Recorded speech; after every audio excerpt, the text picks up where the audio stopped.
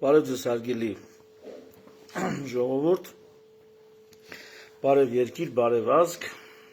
այսօր հուլիսի 6-ն է, Գագիկ Ծառուկյանին ձերբակալել են, առավոտվանից խուզարկություններ էին, դե այդ ամեն ինչը գիտեք, ընդդիմությունը հայտարարել է, որ մանդատները վերցնելու է, դա էլ գիտեք, Սահմանադրական դատարանը իր անողնաշար, բացարձակ անողնաշար որոշումը կայացրեց, դա էլ գիտեք, դե հետընտրական զարգացումների ժամանակ մասին տեղյակ եք ու տեղյակ եք։ Ես ուղղակի ուզում եմ այս ամեն ինչից դասեր քաղենք, ոնց որ սովորենք, էլի առիթ է։ Ընդհանրապես գիտեք, որ շատ ասելիքներ ունեմ, որոնք ուզում եմ ներկայացնել ժամանակ առ ժամանակ, բայց նկատել եմ, որ մարդկանց ավելի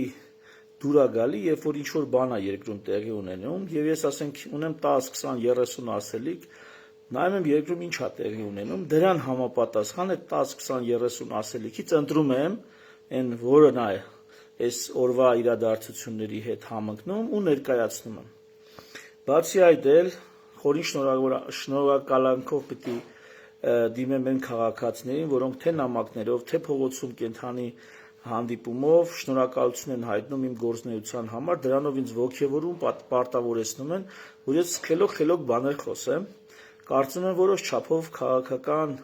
խոսույթից տարբերվող, ավելի խորքային, ոչ թե նարատիվներ ներկայացնեմ, այլ բացատրեմ ինչի ինչոց է աշխարհում, ինչ մոդելներ կա, ինքս սովորում եմ, ոնց որ ձեզ էլ ներկայացնում եմ, ժողովուրդ ջան։ Հիմա այսօր ինչի մասին պիտի խոսենք, այս ամեն ինչի ֆոնին ինչ ենք հասկանում, ինչ ենք սովորում, թեման հետևյալն է, ինչպիսի քաղաքական ռեժիմ է Հայաստանում, այսինքն այս ամեն ինչը, որ մենք մեր աչքի առաջ տենում ենք, սրա անունը ինչ է, այ քաղաքագիտության մեջ, իրավագիտության մեջ, սրան ինչ են ասում, քաղաքական իրավունքի մեջ, սրան ինչ են ասում, եւ մի քանի օր առաջ անունը չեմ հիշում, Facebook-յան մի օգտատեր, մի շատ խելացի տղա, նշել էր, որ Հայաստանում մրցակցային ավտորիտարիզմ է, այդ միտքը իհարկե շատ սիրով կիսեցին, օրինակ Կարպիս Փաշոյանի այդ մտքով ոգևորվել էր, Սուրեն Սուրենյանցը դրա մասին խոսեց, որ մրցակցային ավտորիտարիզմը Հայաստանում ինչի հետ այդքան էլ համաձայն չեմ, եթե անկեղծ, բայց հիմա սկսեմ իրանց դիրքերից։ Ու գիտեք ոնց, ես ահագին ժամանակ մի թեմայից էի խոսում, մտածում էի, որ օրինակ Կարպիսը, նույնիսկ Սուրեն Սուրենյանցը կարող է դա ուշադրություն դարձնեն, բայց կամ ես եմ այդքան էլ խելոք բաներ չեմ ասում, ամբաղ-զամբաղ խոսում եմ, կամ իրանք հələ չեն հասել այնտեղ, որտեղ ինչից ես խոսում եմ։ Ներողություն եմ խնդրում այս անհամեստության համար, բայց տեսեք, միգուցե ես եմ տենց ամբաղ-զամբաղ եզրակացություններ անում, եւ այսօր որոշեցի արհեստական բանականության հետ այս հարցերը քննարկել, եւ հիմա ձեզ կներկայացնեմ արհեստական բանականության հետ մեր օրերում տեղի ունեցած ինչպես է գնահատվում քաղաքագիտական տեսանկյունից։ Մի խոսքով սկսում եմ նրանից, որ հարցնում եմ, թե ինչ է մրցակցային ավտորիտարիզմը։ Ուրեմն արհեստական բանականությունը երկու ռեժիմով է հարաբերվում, հնարավոր է շփվել երկու ռեժիմով։ Ուրեմն ինչի մասն է խոսքը։ Սովորաբար ասենք, որ ես օգտվում եմ Google-ի արհեստական բանականությունից։ Երբ որ ես բացում եմ Gemini-ին կամ Gemini-ը, չգիտեմ ով ոնց կասի, երբ որ բացում եմ Google-ի արհեստական բանականությունը, իմ համակարգչից կամ հեռախոսից եւ այնտեղից եմ հարցեր տալի, ինքը սովորաբար գիտի ես ով եմ, ինչպիսի մտածմունքներ ունեմ, որոշակի ձևակերպումներով է պատասխանում իմ հարցին։ Բայց եթե Google-ով եմ հարց տալի, այսինքն Google search-ի տեղում գրում եմ, ինքը արհեստական բանականության ռեժիմով մի քիչ ավելի այսպես ակադեմիական եւ նեյտրալ դիրքերից է հարցին պատասխանում։ Դրա համար ես հիմա կօգտվեմ ավելի շատ այդ նեյտրալ դիրքերից իր պատասխանից, որ սա նես չլինի, որ ինքը Մանասյան Հայկի հետ ինքը երկար աշփվե, գիտի Հայկը ինչպես է մտածում, այդպես է պատասխանում։ Ես այն դիրքերից եմ իրան հարցը տալի, որ ինքը ուրեմն բան չանի։ Կողմնակալ չլինի իմ խաթր, էլի, որտեղ ես էլ այս նորությունը ձեզ եմ ներկայացնում, դուք էլ կարաք ձեր մոտ հարցնեք։ Մի խոսքով, մրցակցային ավտորիտարիզմը հիբրիդային քաղաքական ռեժիմ է, որտեղ այն մրցակցային ավտորիտարիզմը այն է, ինչ որ այդ տղայի անունը չեմ հիշում, Facebook-ում գրել էր, Կարպիսն էր կարծեմ, մի խոսքով դրան անդրադարձել, մի քանի անգամ Սուրենյանցն էլ իր հարցազրույցներում անդրադարձել։ Ասում եմ հիբրիդային քաղաքական ռեժիմ, որտեղ առաջնորդներն ընտրվում են բազմակուսակցական ընտրությունների միջոցով, սակայն իշխան ուժը համակարգված կերպով չարաշահում է պետական ռեսուրսները, ճնշում ընդդիմությանը եւ վերահսկում լրատված միջոցները։ Քանի որ ընտրական պայմանները խիստ անհավասար են, համակարգը չի համարվում ոչ լիարժեք ժողովրդավարություն, ոչ էլ փակ բռնապետություն։ Այսինքն մի քիչ բռնապետություն է, մի քիչ ժողովրդավարություն է։ Այս հայեցակարգն առաջին անգամ ներկայացրել են քաղաքագետներ Սթիվեն Լևինսկին եւ Լուկան Ուեյը 2002 թվականին։ Նրանք նկարագրում են հետ սառը պատերազմյան այն հիբրիդային կառավարությունները, որտեղ ընդդիմադիր կուսակցություններն ակտիվորեն պայքարում են իշխանության համար։ Այս ռեժիմների հիմնական բնութագրիչներն են ընտրական պայքար, ընտրություններն իրական են, դաժան եւ երբեմն ավարտվում են իշխանության պարտությամբ, ինչը նշանակում է, որ ժողովրդավարական ինստիտուտները ձևական չեն, այսինքն ինչ որ չափով հնարավոր է ինչ որ բան փոխել եւ բայց անհավասար պայմաններում, խիստ անհավասար պայմաններում կառավարությունը չարաշահում է պետական մեքենան, իշխանությունները պարբերաբար սահմանափակում են ընդդիմության մուտքը լրատվամիջոցներ, օգտագործում են պետական միջոցները քարոզարշավի համար եւ ահաբեկում լրագրողներին ու քննադատներին։ Ահագին բանով նման է, չէ՞ Հայաստանին։ Մի խոսքով, եթե ավելի բան օրինակներ ժամանակակից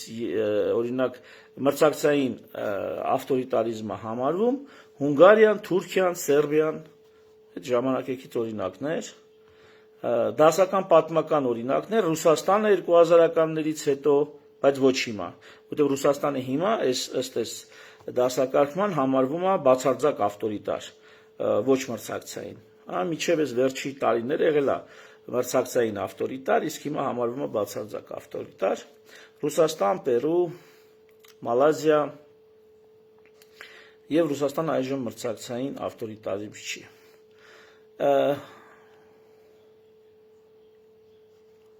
Սրա մի ուրիշ պատասխանն էլ, որ արդեն իմ բանին է տալի, անձամբ իմ հարցմանը, իմ համակարգչի վրա եղած արհեստական բանականությամբ, ասում հիբրիդային ռեժիմ է, մրցակցային ավտորիտարիզմը, որտեղ միահուսված են ինչպես դեմոկրատական, այնպես էլ ավտորիտար տարրերը։ Դա շատ կարևոր է ավտորիտարի մասին մի բան ասեմ, ժողովուրդ այս ավտորիտար համակարգին այնպես չի, որ միանշանակ վատ են վերաբերվում։ Ինչու՞։ Որտեղ երբ որ ասում ես դեմոկրատիա, չնայած էս էլ առանձին մի պրոբլեմ է, իր կողմնակի էֆեկտներով, բայց երբ որ ասում ես դեմոկրատիա, դա շատ կարևոր է հասկանալ, իսկ քո ժողովուրդը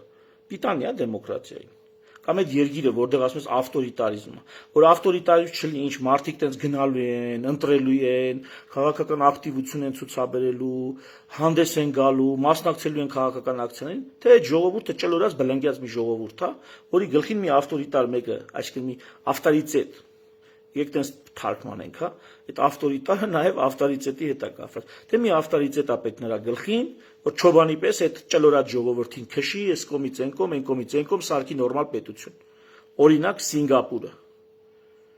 Սինգապուրը սենց է կայացել։ Այդ որ գովում են Սինգապուր, չէ՞ այս քաղաքապետությունն է, Սինգապուր, այդ Սինգապուրը տենց է դարձել։ Եթե Սինգապուրը թողեին այդ ժողովրդի հյուսին, ոչ մի բան չէր դառնա։ Այսինքն ավտորիտարիզմը ասած այնպես չի, որ իմ համար վայ, գիտեք, դա ինչ փիս բառը, խուժան բառը քաղաքականության մեջ, ես դա չեմ օգտագործի, դա վատ բան է։ Դա վատ բան է, երբ որ քո ժողովուրդը արդեն խելքը գելխին քաղաքականից հասուն 60% ընտրություններին մասնակցող ժողովուրդ է, ինչպես հայ ժողովուրդը, Հայաստանի քաղաքացիները ցույց տվեցին իրենց մասնակցությամբ։ Այս տեսակ ժողովրդի նկատմամբ ավտորիտարիզմը մեղք է, հանցանք է։ Բայց եթե ժողովուրդը ճլորած, անհասկացող, քաղաքական իրավունքներից հրաժարված ժողովուրդը, այդ ժողովրդին ոտքի անելու համար չոբանի պես պետք է ավտորիտար լինես, ուրիշ ձև չկա։ Էսի շատ կարևոր է, մենք այդ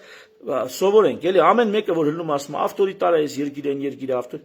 Հարավային Կորեան այդքան գովում են, չէ՞։ Հարավային Կորեան շատ լուրջ ավտորիտար ռեժիմով է դարել, այն երկիրը, որով հիմա հիանում են, օրինակ են բերում, շատ լուրջ ավտորիտար ռեժիմով է դա դարել։ Այսինքն երբեմն այդ ավտորիտար ռեժիմը միակ լուծումն է ըստ էության։ Այդտենց բան չի, որ դեմոկրատիան բոլոր դեպքերում լավ բան է, ավտորիտարը բոլոր դեպքերում վատ բան է։ Դրանք ամեն մեկը մի հատ մոտեցում են, մի հատ վերաբերմունք են կառավարման գործին, որտեղ կարա ինքը տեղին լինի, կարա ինքը անտեղին լինի։ Հիմա Հայաստանի վերջի ընտրությունները, ինչից եմ ես շատ գոհ մեր այս ընտրություններից, ցույց են տվել, որ հանրության 50% պլյուս 1-ը քվեն։ 50% պլյուս 1 քվեն։ Ասել են, որ իրանք չեն ուզում իշխանության վերարտադրություն, բայց միևնույն ժամանակ ասել են, որ չեն տենում այն քաղաքական ուժը եւ այն ծրագիրը, որի շուրջ պատրաստ են համախմբվել եւ փոխել իշխանությունը։ Այս երկու իմպուլսը արձանագրված է այլևս ժողովրդի կողմից հաղորդված։ Հիմա մրցակցային ավտորիտարիզմի համար հասկացանք։ Հիմա ես բան եմ անում, հարցնում եմ ես մեր ընկերոջը արհեստական բանականությանը, էլի եմ ասում, որը բանում է, Google-ի փնտրելու ռեժիմում է, էլի ոչ թե առանձին։ Ասում եմ, իսկ Հայաստանը բան է, Հայաստանը ինչ կասես Հայաստանի մասով, այսօր հուլիսի 26-ն է, որտեղ ինքը 5 ժամկետներով է երբեմն վերլուծություն անում, հուլիսի 6-ն է 26 թվականի, ասում եմ, իսկ Հայաստանի մասով ինչ կասես։ Ասում եմ, Հայաստանի ներկայումս դասվում է որպես անցումային կամ հիբրիդային ռեժիմ միջազգային զեկույցներում Freedom House, VDEM Institute 2026 բնութագրվում է որպես մասամբ ազատ երկիր, որտեղ առկա են ինչպես ժողովրդավարական, այնպես էլ ավտորիտար տարրերի բախումներ եւ միտումներ։ Ինչու է Հայաստանը համարվում հիբրիդային անցումային համակարգ։ Էսի ես չեմ ասում, էսի ռուսամետ չի։ Հիմա ինչ որ կարդալու եմ, էսի ռուսամետ չի ասում, էսի Google-ն է։ Էսի նույնիսկ ռուսական ռեսուրս չի։ Էսի նես չի որ Հայաստանի անկախության դեմ է, պատվեր է կատարում, գրանտակեր է, չէ, էսի սովորական արհեստական բանականություն է, որ դուք էլ ձեր համակարգիչների վրա կարաք բան անեք, փնտրեք։ Ասում է, ինչու է Հայաստանը համարվում հիբրիդային, իրական, բայց խիստ բևեռացրած ընտրական մրցակցություն։ Ի տարբերություն Ռուսաստանի կամ Ադրբեջանի, Հայաստանում ընտրությունները մնում են մրցակցային։ Դրա վերջին վառօրինակը հենց անցած ամիս 2026 թվականի հունիսին տեղի ունեցած խորհրդարանական ընտրություններն էին, որոնք թեև ապահովեցին իշխող ուժի վերարտադրությունը, բայց անցան քաղաքական կատաղի պայքարի եւ բարձր լարվածության պայմաններում։ Դեմոկրատական լճացում եւ հետընթացի ռիսկեր 2018 թվականի Թավշյա հեղափոխությանը հաջորդած դեմոկրատական թռիչքից հետո վերջին տարիներին միջազգային կառույցներն արձանագրում են ժողովրդավարական բարեփոխումների դանդաղում կամ լճացում, առկա է անհանգստություն իշխանության կենտրոնացման, անձնակենտրոն կառավարման միտումների վերաբերյալ։ Համացանցը մեդիա ազատությունների մասին ասում, որ խնդիրներ ունեն։ Համացանցը եւ մեդիա դաշտը բազմազան են ու զերծ պետական ուղղակի գրաքննությունից, սակայն իրավապաշտպան կազմակերպությունները մտահոգություն են հայտնում իշխանությունների կողմից լրատվամիջոցների նկատմամբ կիրառվող ճնշումների, դատական գործերի եւ քաղաքական խիստ բևեռացվածության մասին։ Անհավասար պայմանների նշաններ։ Ընդդիմադիր դաշտի ներկայացուցիչները եւ որոշ անկախ վերլուծաբաններ փաստում են, որ Հայաստանում նկատվում են մրցակցային ավտորիտարիզմի բնորոշ տարրեր, ինչպիսիք են վարչական ռեսուրսի անհավասար կիրառումը, դատական համակարգերի նկատմամբ ազդեցությունը եւ ընդդիմադիր գործիչների նկատմամբ քրեական հետապնդումները։ Սա նորմալ չի, ես չեմ ասում, ռուսաստրուկները չեն ասում, Google-ի արհեստական բանականությունն է ասում։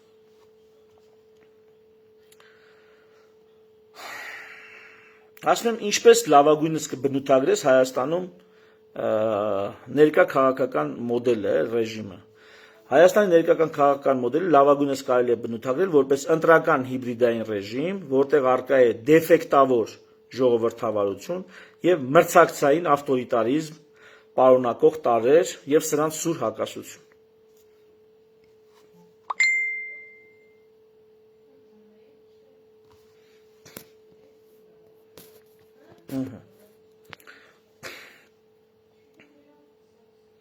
Սա մի համակարգ է, որտեղ իշխանության ձևավորման հիմնական մեխանիզմները մնում են իրական, մրցակցային ընտրություններ, սակայն ժողովրդավարական ինստիտուտները թույլ են, իսկ իշխող ուժն ունի ուժեղ հակումներ, խաղի կանոնները հարմարեցնել սեփական վերարտադրությանը։ Լսի, Google-ն է ասում, ես չեմ ասում։ Ասում է իշխող ուժը ունի ուժեղ հակումներ, խաղի կանոնները հարմարեցնելու սեփական վերարտադրությանը։ Ոչ էլ Ծառուկյանի կողմից է ֆինանսավորվում այս ռեսուրսը, այս գործիքը։ Այս մոդելի առանցքային հենասյուններն են, ընտրական մրցակցություն առանց լիարժեք արդարության,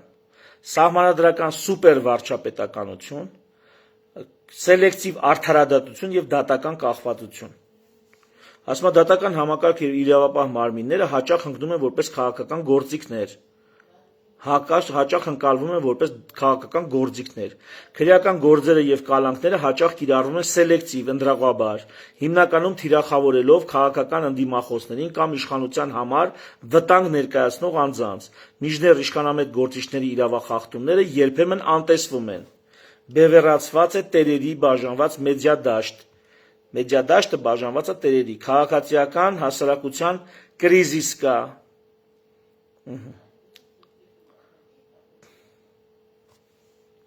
Հիմա ինչ եմ հարցնում։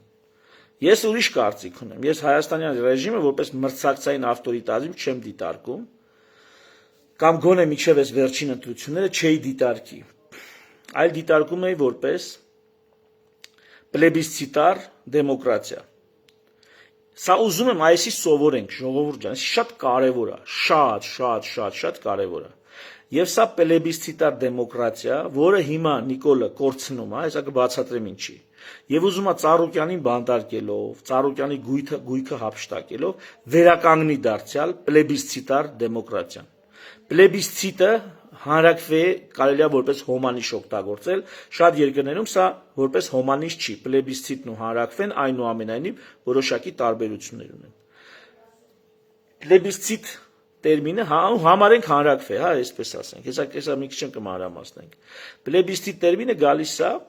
Հռոմի պլեբեյների ընտրություն որպես բառից, պլեբեյները գիտեք, ժողովրդի ամենացածր խավը, ընդունեք այդպես, պլեբեյներն էին, այսինքն կան պլեբեյներ, նրանից վերև կային պատրիկներ, դա հին Հռոմում։ Հիմա այս պլեբիսցիտը, յանի ժողովրդի ամենացածր խավի համայնական, համընդհանուր կարծիքը, ինչպիսին է։ Հռոմում այդպես է բառը եկե, բառարմատի մեկնությունը այդ է։ Հիմա համարվում որ այդ ցածր խավ չկա, բոլորս բարձր խավ ենք, բոլորս արիստոկրատ ենք, կամ բոլորս համընդհանուր ցածր խավ ենք եւ հանրակրվեն, այսպես կարելի է որպես հոմանիշ օգտագործել պլեբիսցիտին։ Հիմա ինչ է նշանակում պլեբիսցիտար ժողովրդավարություն։ Նայեք։ Ասում եմ ինչ կասես սրա մասին, ես հուշում եմ իրան։ Իմ անունից չեմ հուշում, ասում եմ փորձագետներ կան, որ այսպես են կարծում։ Վախենում եմ իմ անունից ասեմ, ես այսպես եմ կարծում։ Ինքը սկսի ինձ հաճոյանալ, իմ համար դրական բաներ խոսա, տենց բան ունի արհեստական բանականությունը։ Որովհետեւ ինքը ինձ չհաճոյանա, ես նեյտրալ դիրքերից իբրև բանը հարց տվող եմ, ասում եմ, սենց էքսպերտներ կան, կարծում են, որ Հայաստանում պլեբիսցիտար ժողովրդավարություն է։ Ուշադիր, ես ուղիղ գալու է կապի Գագիկ Ծառուկյանի այսօրվա ձերբակալության հետ։ Դա եմ բացատրում։ Այս փորձագետները ասում, ովքեր Հայաստանի քաղաքական ռեժիմը բնութագրում են որպես պլեբիսցիտար կամ հանրակրվեային ժողովրդավարություն, շատ դիպուկ եւ հիմնավորված հայացք են առաջարկում։ Այդ ինձ ասում էլի։ Այս տերմինը հաճախ օգտագործվում է նկարագրելու համար այն համակարգերը, որտեղ ժողովրդավարությունը սահմանափակվում է միայն ընտրություններով, իսկ ինստիտուտները թույլ են։ Պետությունը, հանրությունը կազմակերպվում է ինստիտուտներով, ինստիտուցիոնալ հասկացություն է պետությունը, մի հատ մեգա ինստիտուտ է պետությունը։ Ահա, երբ որ ինստիտուտները թույլ են, դա նշանակում պետությունն է թույլ, ազգի պետականորեն կազմակերպվածության աստիճանն է թույլ, դա նշանակում է կարտաշնի դոմիկ, լսել ես, կանես ու կտրակի։ Դա սարսափելի պրոբլեմ է, երբ որ ինստիտուտները թույլ են։ Պլեբիսցիտար ժողովրդավարությունը, հեսա կբացատրեմ ինչ է։ Ահա թե ինչու է այս բնորոշումը չափազանց արդիական Հայաստանի ներկա մոդելի համար եւ ինչպես են դա հիմնավորում, ինչպես կարելի է դա հիմնավորել վերլուծաբանների կողմից։ 2026 թվականի դրությամբ ասում է, սա չափազանց արդիական է, Կարպիչ ջան, ուղարկեք էսի Կարպիցին կամ ես էլ կուղարկեմ, հա, էսի թող մի հատ լսեն, էլի։ Տեսեք ինչ ասում, առաջին, լեգիտիմության աղբյուրը ոչ թե օրենքն է, այլ ժողովրդի մանդատը։ Պլեբիսցիտար մոդելի գլխավոր առանձնահատկությունը այն է, որ առաջնորդը, մեր դեպքում վարչապետը, իր քաղաքական քայլերը անգամ օրենքի սահմաններից դուրս կամ սահմանային գործողություններում հիմնվում է ժողովրդի կողմից տրված ուղղակի մանդատի վրա։ Եթե առաջնորդը հաղթել է ընտրություններում, ապա ըստ այս տրամաբանության նա ստացել է ժողովրդի բացարձակ հավանությունը անելու այն ամենը, ինչ գտնում է ճիշտ, նույնիսկ եթե դա շրջանցում է խորհրդարանական կամ դատական ընթացակարգերը։ Հասկացաք ինչա պլեբիսցիտար ժողովրդավարությունը։ Այսինքն ոչ թե դատարաններն են որոշում ճիշտն ու սխալը, այլ որոշումը նա, ով ժողովրդի կողմից ամենաշատ քվեն է ստացել։ Ու այդ ժողովրդի քվեով, այդ զանգվածներով, այդ մարդկանց ագրեսիայով, այդ մարդկանց պատրաստակամությամբ ցանկացած օր հլնել, փողոցներ լցել, դատարաններ շրջափակել, պարլամենտներ շրջափակել, ամբողի ուժով, ամբողի համակրանքով երկրի ղեկավարը վարչարարություն է իրականացնում երկրում, շրջանցելով ինստիտուտները, ինչպիսիք են սահմանադրություն, օրենքներ, դատարաններ, պարլամենտ։ Հասկացաք պլեբիսցիտար ժողովրդավարությունը որն է։ Սա ժողովրդավարության ամենակեղտոտ տեսակներից է։ Ժողովրդավարությունն ինքնին ունի խնդիրներ, կողմնակի ազդեցություններ, որոնց պետք է ուշադիր լինես։ Ժողովրդավարությունը լավ բան է, եթե գիտես դրա օգտագործելու ձևը եւ գիտես դա ինչի հետ են ուտում։ Չամանը բաստուրմայի վրա լավ բան է, բայց եթե հյուրի դեմը sense բռով չաման ես լցում ու սկսում ես խեղտել, որ ուտի, կմեռնի այդ մարդը չամանից, միգուցե, համենայնպես հաստատ իրան չի կշտանա ու հաճույք չի ստանա։ Ամեն բան օգտագործելի դոզա ունի, ձև ունի, մշակույթ ունի։ Հիմա պլեբիսցիտար ժողովրդավարությունը, որ ճիշտն ու սխալը որոշվում է ամբողներով ու ստացած քվեով։ Նայեք ինչ ասում երկրորդ կետով, թույլ ինստիտուտներ եւ անդեմ մեծամասնություն, դեմքից զրկված։ Պլեբիսցիտար ժողովրդավարության մեջ ինստիտուտները ազգային ժողով, նախագահի ինստիտուտ, դատարաններ չունեն ինքնուրույն քաղաքական կշիռ։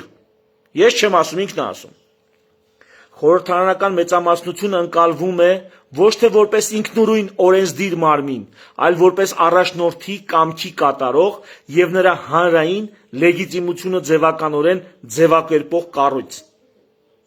Այս է մեր իսկական դիագնոզը, Կարպիչ ջան։ Մեր դիագնոզը մրցակցային ավտորիտարիզմը չի։ Մեր դիագնոզը պլեբիսցիտար ժողովրդավարությունն է։ Ուստի պլեբեսը կարևոր նշանակություն ունի։ Ուղղակի կապ առաջնորդի եւ հանրության միջև։ Ասում այսպիսի համակարգերում քաղաքական կյանքը կենտրոնացած է ոչ թե ծրագրերի կամ գաղափարախոսությունների, այլ անձի շուրջ։ Որոշումները հաճախ հաղորդվում են ուղղակիորեն լայվերի, հանրահավաքների կամ սոցիալական մեդիայի միջոցով։ Փորձագետները նշում են, որ Հայաստանում քաղաքական դիսկուրսը հաճախ վերածվում է իշխող անձի նկատմամբ վստահության կամ անվստահության հանրաքվեի, այսինքն պլեբիսցիտի, այլ ոչ թե ռացիոնալ քաղաքական բանավեճի։ Այսինքն ընդհանուր լայքերով է որոշվում, էլի ճիշտ ու սխալը, ոչ թե տրամաբանությամբ, ոչ թե տրամաբանության օրենքներով, այլ լայքերի քանակով։ Այսօր Ծառուկյանին բռնում են։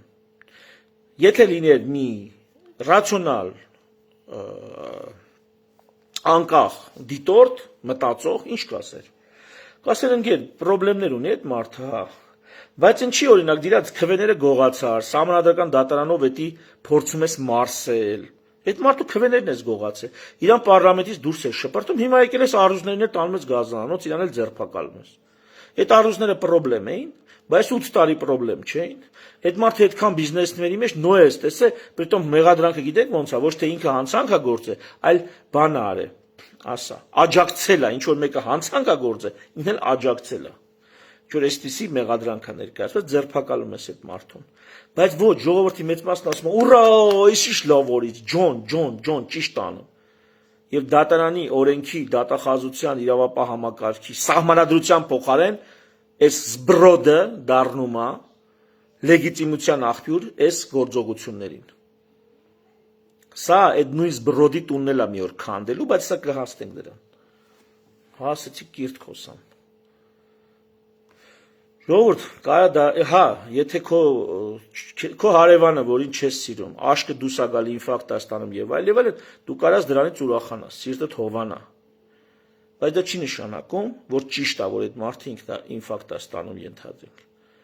Որ դա լավ եղավ։ Եթե այդ մարդը ինչ-որ բան արի, պետք է լինի դատարան, պետք է լինեն օրենքներ, որոնք այդ մարդուն պատասխանատվության կենթարկեն։ Ու 8 տարի շարունակ պետք է պատասխանատվության ենթարկեն։ Եթե այդ 8 տարին անցել է, չեն արել, ապա հիմա այդ բանը անելը հարցեր առաջացնում։ Դիտում, այդ նույն գաղափարով, որ սրանց կբռնեմ, ես կանեմ, են կանեմ, 2 անգամ ընտրվել է։ Մի անգամ ընտրվել է, 2 անգամ էլ վերընտրվել է։ Մի քիչ շատ չի չարաշահում այս թեման։ Լավ, էդի հետ։ Քննադատության հիմնական կետը, ինչն է այս ամեն ինչի քննադատման հիմնական կետը։ Պլեբիսցիտար ժողովրդավարությունը չափազանց խոցելի է եւ հեշտությամբ կարող է վերածվել ավտորիտարիզմի։ Եթե իշխանությունը հենվում է միայն ընտրական թվերի եւ հանրային էմոցիաների վրա, նա սկսում է թշնամաբար վերաբերվել ցանկացած անկախ կառույցի, օրինակ, սահմանադրական դատարան, անկախ մամուլ կամ մարդու իրավունքների պաշտպան։ Այս արհեստական բանականությունը չգիտի, որ սա արդեն վաղուց ուզուրպացրել է իշխանությունը։ Այս արհեստական բանականությունը թվում է, թե հեսա մարդու իրավունքների պաշտպանը դեմ կխոսա, սահմանադրական դատարանը կամ անկախ մամուլը հեսա կքննադատի։ Էլ տեղյակ չի, որ այս սաղ ծալե դրել է տակը։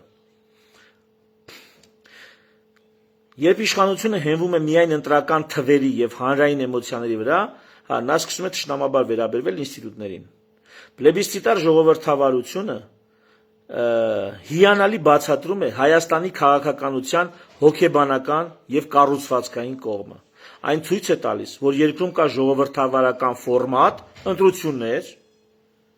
բայց չկա ժողովրդավարական բովանդակություն, զսպումներ եւ հակակշիռների մեխանիզմ։ Ահա այն հիմնականը, ինչ արհեստական բանականությանը հարցրել էի ու պատասխանը ստացել էի։ Այս էլ իմ անձնական ասեմ, որ երկրներն են պլեբիսցիտար ժողովրդավարության մեջ ընկնում, ժողովուրդ ջան,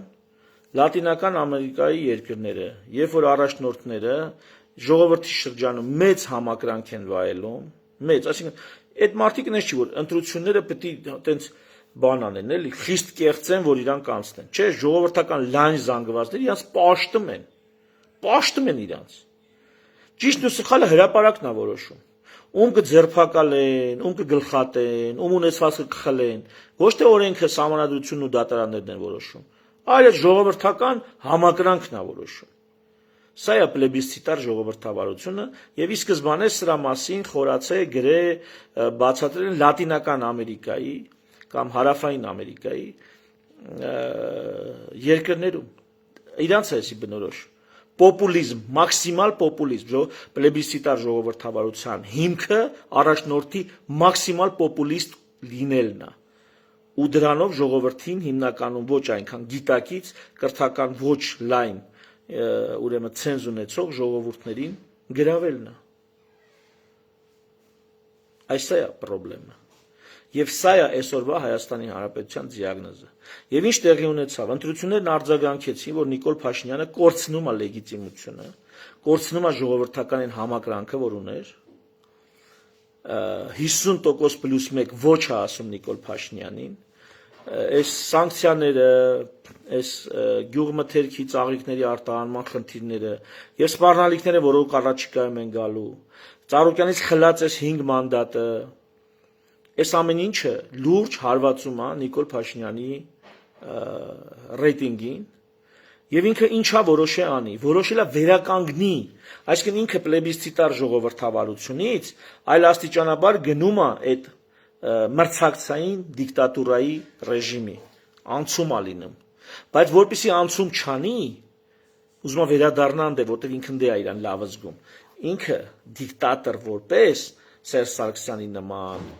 Ռոբերտ Քոչարյանի նման, կամ որոշ չափով Լևոն Տեր-Պետրոսյանի նման, հիմա չնեղանակ իրանց համակիրներ, սենց եթերներից հետո համակիրները սկսում են բան անել, նեղանալ։ ահա ինքը այդ տիպաժը չի էլի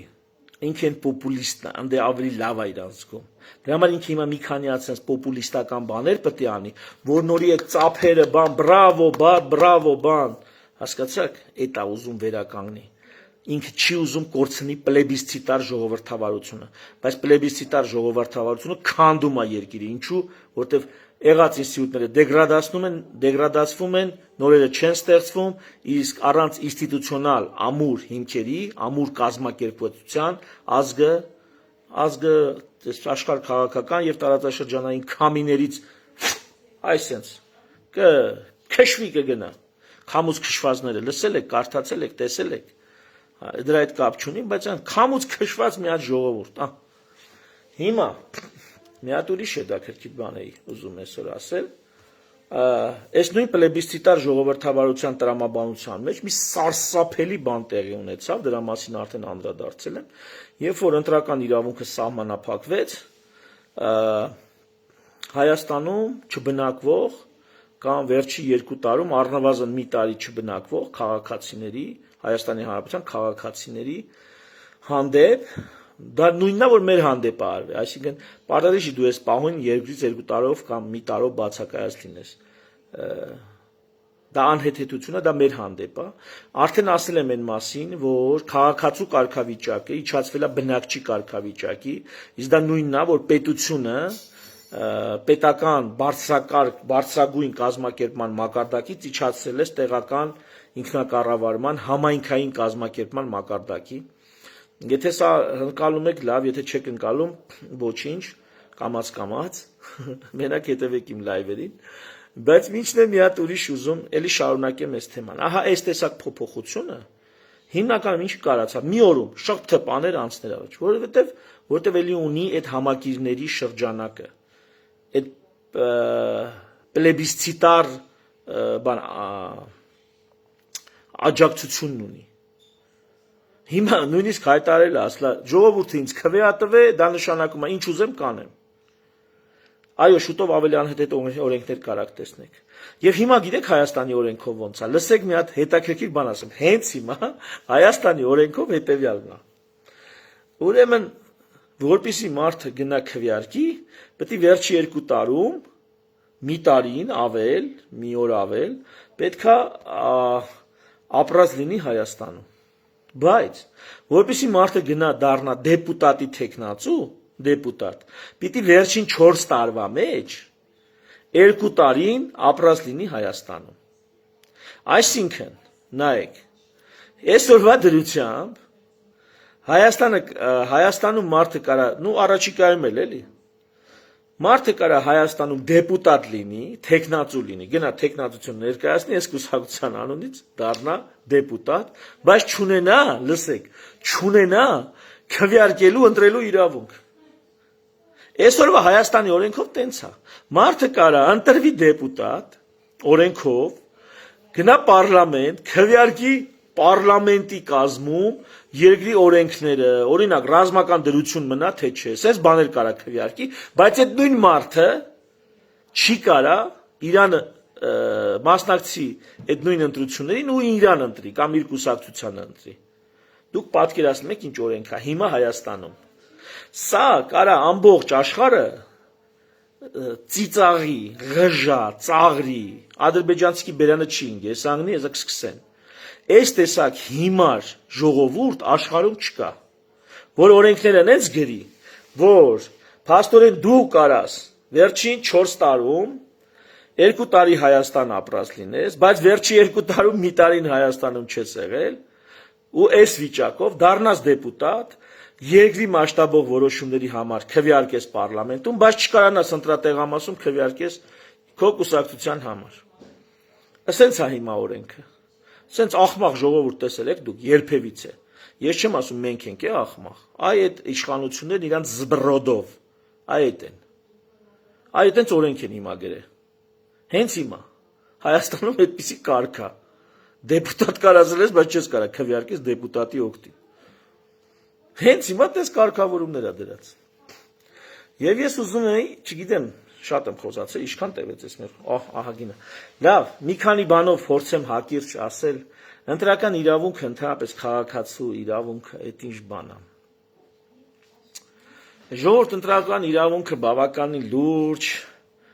դարավոր կարելի ասել հազարամյակների էվոլյուցիա է ապրել։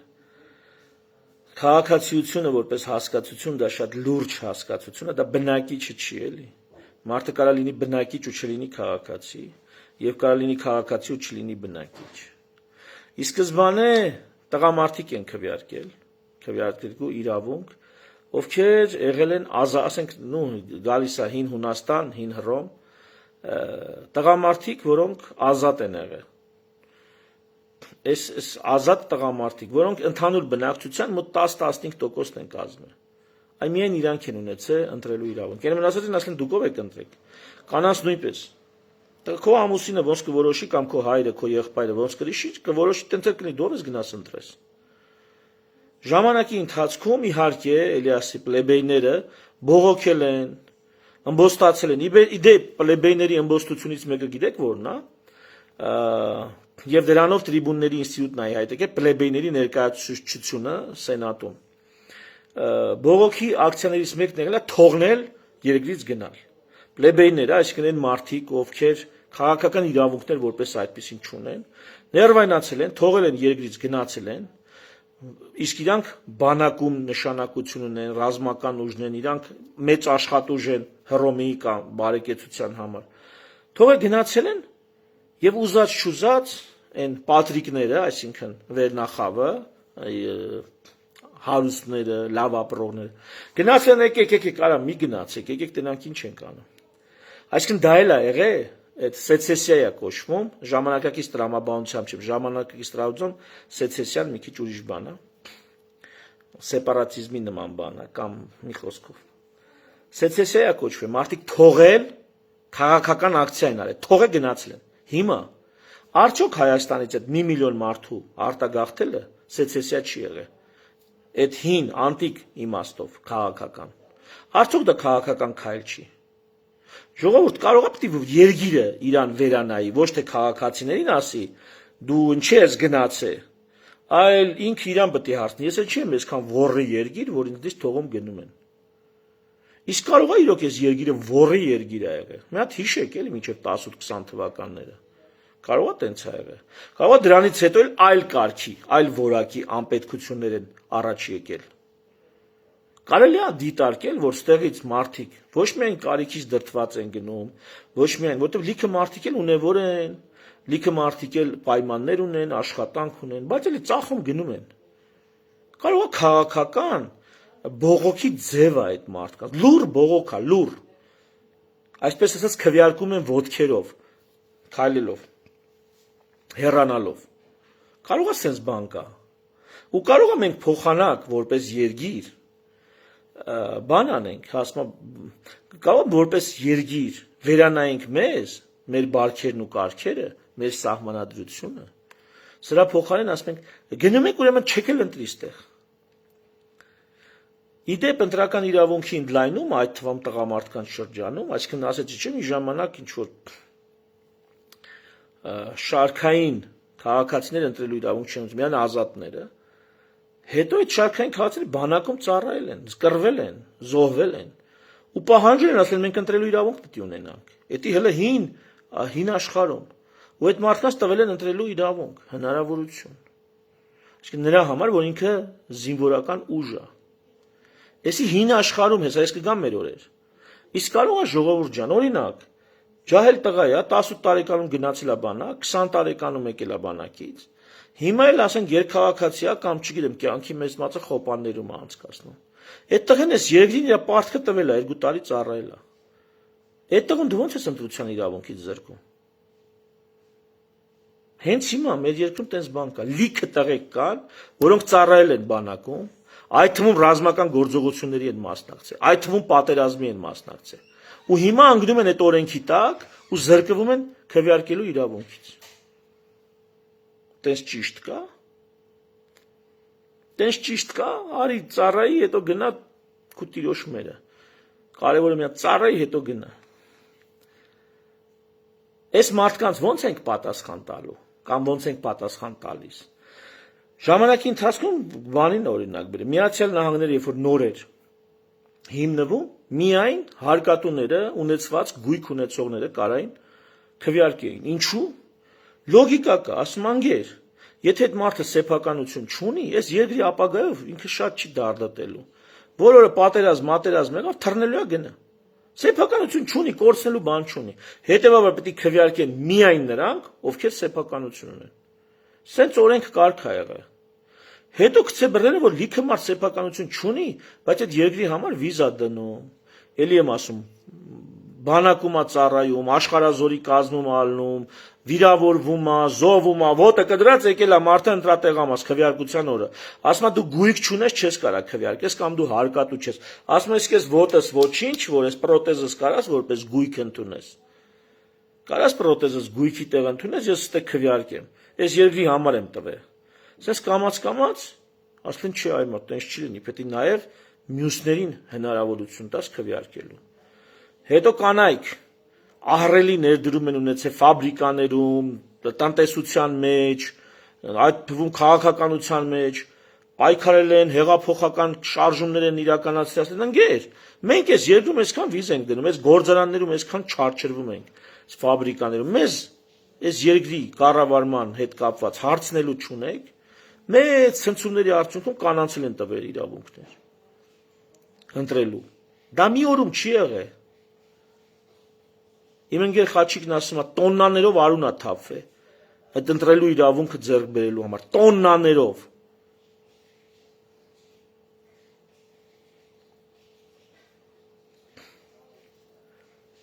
Սևերի վրա Ամերիկայի միջև 60-ական թվականները արգելք ա եղել, կրթական ցենզա եղել։ Կարել են ձեր շրջանում մարդիկ, իմ շրջապատում էլ կան մարդիկ, ովքեր ասում են, բայց պետքա որ ամեն ով պատահի, ամեն անգրագետ գնա քվեարկի երկրի ապագան որոշի։ Թող քննություն հանձնեն, ով որ ցույց կտա, որ բավականաչափ գիտակից է, հասկանում է, քաղաքականությունից դեսից դենից, մենակ նրանք գնան ընտրեն։ Սենց բան ա եղել Սևերի հանդեպ Ամերիկայում։ Ցենզա եղել, որ պետք է հասունության, գրագիտության քննություն հանձնես։ Եթե դու այդ գրագիտության քննությունը չես հանձնում, կդրվում ես, դու քվեարկելու, ընտրելու իրավունք չունես։ Սենց բան ա եղել։ Եվ Հայաստանում օքեյ է սենց բան անենք, համաձայն եք, էй, զբրոդ, համաձայն եք։ Հայաստանում սկի վարորդները ովքեր, վարորդ մարդ են, պրակտիկ վարորդներ են, այդ ալկոհոլի հետ կապված, զրկվել էին պրավաներից, սկի այդ մարդիկ չէին կարող քննություն հանձնեին պրավի, սկի քննություն չէին կարող հանձնել իրանց պրավի քննությունը, որ ամեն օր ավտո են քշում, նրանք կարան քննություն հանձնեն, բանը, ընտրեն թե չընտրեն, հա, որոշենք դրանով, տենց որ ելնի, ես իմ իսկականից ազգի մի 20%-ը հազիվ քվեարկելու ընտրելու իրավունք ունենա։ Ուզում եմ ասեմ, ես լսեք, ես նրանցից ոչ մեկին ես կողմնակից չեմ։ Ես ընդհանրապես այդ քվեարկելու, ընտրելու իրավունքի սահմանափակմանը կողմնակից չեմ, բայց ես մոդելներ եմ ներկայացնում, ինչպիսի մոդելներ են եղել, ու ինչպես է զարգացել էվոլյուցիա ապրել։ Սովետական միությունը նախ անկախ Հայաստանը կանանց 1918 թվականի Հայաստանի Հանրապետությունը կանանց ընտրելու իրավունք է ամրագրել։ Էդի ասեմ, եղել է ճիշտ է, այդ հանրապետությունը կարճ ժամանակով է անկախություն ունեցել, բայց այդ իրավունքը եղել է։ Սովետական միությունը 30-ական թվականներից 18 տարեկանից ընտրելու իրավունք է տվել։ Դա էլ բանը, որ ջահելը պետք է վաղ տարիքից մտնի քաղաքականություն։ Սովետի գաղափարն է եղել։ Բրիտանիան, Ամերիկան 60-ական, 70-ականներին են եկել մտքին, որ պետք է 18 տարեկանից քվեարկելու իրավունք ունենա։ Նրանց մոտ 21 տարեկանն է եղել քվեարկելու տարիքը, որից սկսում է քվեարկելու իրավունքը, ընտրելու իրավունքը։ Սովետներում ավելի շուտ է սկսել։ Մեկ սովետների մասին մի երկու լավ բան իմացեք, լիքը վագոններով վատ բան կա, բայց մի երկու լավ բան մեկ իմացեք։ Հիմա ամերիկացի կնչի տվեցին, Վիետնամի պատերազմներ, 18 տարեկանից տանում էին բանակ, էլի գնացինք հին անտիկ աշխարհ, 18 տարեկանից տանում էին բանակ, հին Հռոմի օրինակով ստեղել էլ ան ոտի,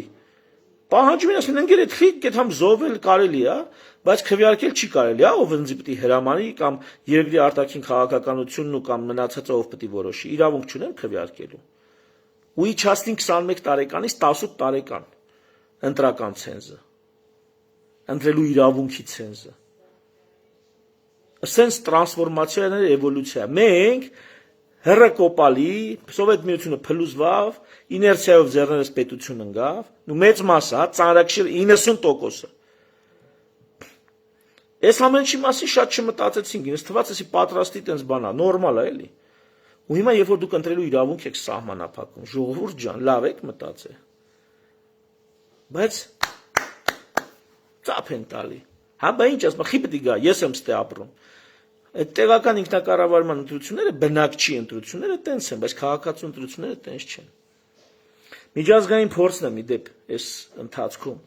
փորձել հասկանալ, հետևյալն է, մենակ Իռլանդիան է, որ այս Հայաստանի պես բան ունի, երկրից դուրս եկար, ընտրելու իրավունք չունես, մենակ Իռլանդիան է։ Բրիտանիան է փորձել, հետո միջազգային դատարաններում պրոբլեմներ ունեցել եւ վերջին հաշվով Brexit-ից հետո ընդլայնել է։ Ասլա մարդը եթե Բրիտանիայի քաղաքացի, ուրեմն ցմահ քաղաքացի է եւ ընտրելու իրավունքը քաղաքացիության իրավունքի հետ անբաժանելի են։ Եթե քաղաքացի ուրեմն ընտրելու իրավունք ունի, դա անբաժանելի իրավունքներ են։ Եվ էլի աշխարհի շատ երկրներում ընտրելու իրավունքը, դաժե պետությունը պետք է պայմաններ ստեղծի, որ դրսում ապրող իր քաղաքացին ընտրի։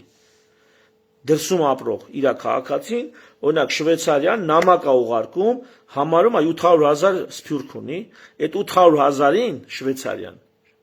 համարում է, որ այդ իր բանն է, լրացուցիչ արտաերկրային մարզն է, այսպես ասած, նահանգն է, երկրից դուրս գտնվող։ Նամակներն ուղարկում է, որ այդ նամակներով քվեարկեն, հետ ուղարկեն նամակները։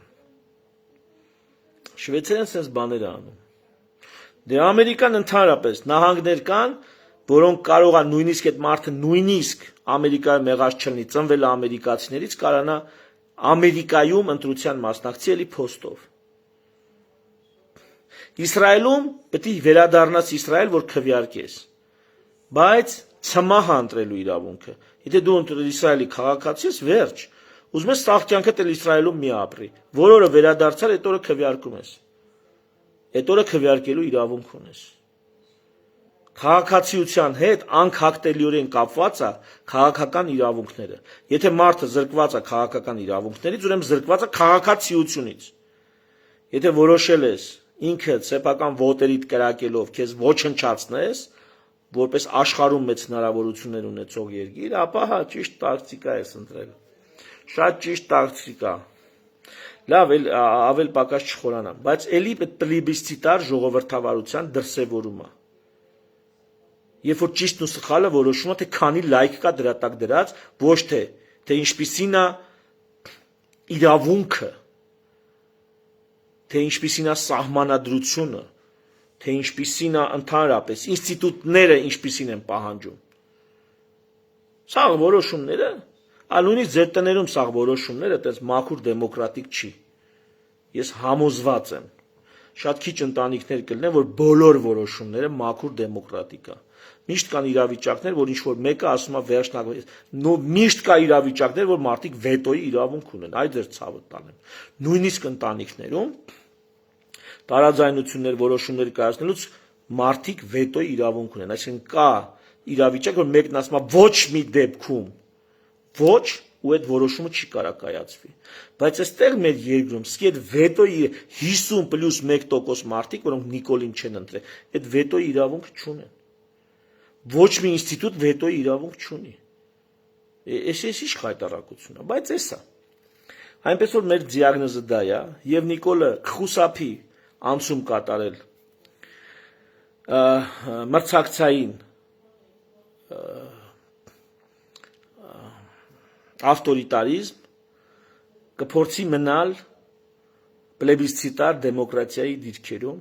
բայց դա չի նշանակում ավելի լավ արդյունք, նույնիսկ դա ավելի վատ, որովհետև կրկնում եմ, պլեբիսցիտար դեմոկրատիան դեգրադացնում է քաղաքացիների քաղաքական հասունությունն ու գիտակցությունը եւ կործանում է, արգելափակում է քաղաքական, պետական, իրավական ինստիտուտների զարգացումը։ Իսկ առանց այդ ինստիտուտների պետական, քաղաքական, իրավական դատարաններ, կուսակցություններ, պետական ապարատի եւ պետական համակարգի, իրավապահ համակարգի առանձին բլոկներ, եթե սրանք արգելափակվում է սրանց զարգացումը,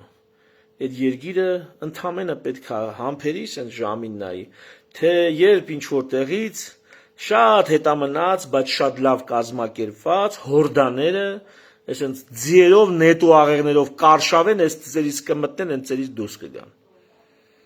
Ու անկախ նրանից, թե դու որ դարում ես ապրում եւ ինչպիսի տեխնոլոգիաների ես տիրապետում։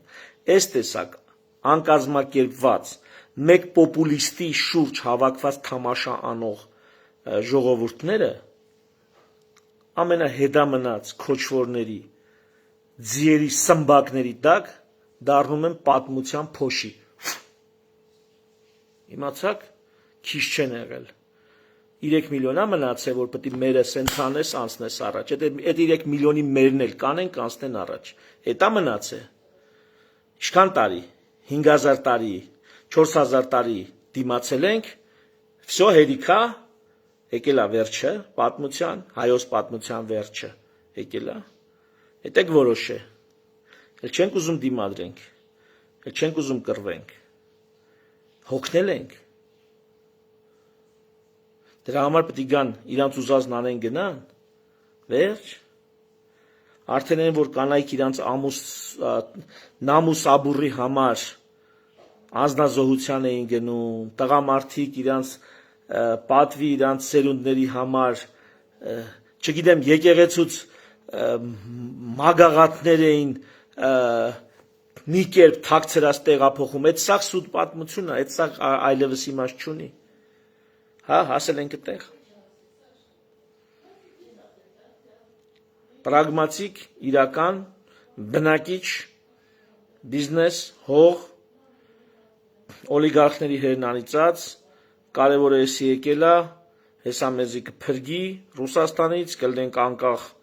մարզ, տեղական ինքնակառավարման տրամաբանության, բնակիչների տրամաբանության, նասիլենիով, էլ մենք քաղաքացիություն չունենք, էլ մենք ազգ չենք, մենք նասիլենի ենք, շանթը շուտ է ասե, վсё, էտա որոշումը, հարգելի զբռոդ, էտա որոշումը, որոշել եք արդեն, կարծում եմ 60% ընտրություններին մասնակցած և 50% պլյուս 1 քվեով այդ զբռոդին դեմ քվեարկած հանրությունը այս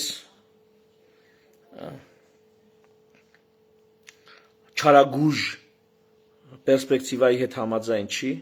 ամենևին, հիշում է, գիտի, կրթված է, մի քիչ անցյալ գիտի, մի քիչ քաղաքականություն գիտի, մի քիչ էլ ապագայի մասին երազել գիտի, ու այդ ապագայի երազանքները սեփական մաշկի, սեփական մորթու եւ ենթամաշկային ճարպաբջջանքի մակարդակով չեն ավարտվում, այլ բավականին հեռուն գնացող երազանքներ ու նպատակներ ունեն։ Եվ ես կարծում եմ, որ իմ տեսակը կամ մեր տեսակը այս տեսակ քննարկումներով եւ կրթվելով, ժողովուրդ, ես օրեկան չեք պատկերացնում ինչքան եմ կարդում, ինչքան վիդեո եմ նայում։ Բժշկությունը իր հերթին, այս հասարակագիտությունը իր հերթին։ Ու մենք սրա դեմն առնելու ենք։ Մենք մի դասախոս ունենք օպեր վիրաբուժության ամբիոնի վարիչներ։ Սենց էր անում։ Դուք ինձ կարող եք ճնշել միայն ձեր գիտելիքներով։ Ես կարծում եմ մենք մեր գիտելիքներով կճնշենք այս զբռոդին էլ, սրանց ընտրած իշխանությունն էլ։ Ինձ թվում է մենք դա կկարողանանք անենք։ Իսկ են մնացած օլիգարխ, նրանք իրանց տեղը կգտնեն, նրանք այդ իրանց գործն է։ Բայց մենք մեր գիտելիքներով վերջ առաջ պետք է առաջ բերենք մեր երազանքների Հայաստանը, այն Հայաստանը, որ Գյորգիսյանի ասած վաղն էր գալու։ Իսկ թվում է դա մենք կարողանանք անենք։ Թերևս այսքանը։ Շնորհակալ եմ բոլորից հետ ինձ հանդուրժելու համար, շնորհակալ եմ ինձ հետևելու համար, մի շնորհ հանդիպում։